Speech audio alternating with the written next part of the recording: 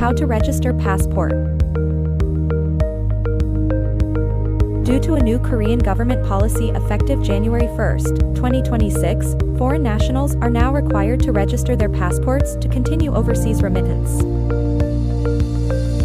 Tap My Page. Tap Registration now next to Passport Verification. Tap Take from Camera. Take a photo of your passport. Make sure the photo is clear and captures all personal information. Review your personal information to ensure it's correct. Tap Continue. Wait for your registration to be approved. Tap Go to My Page to check your registration status.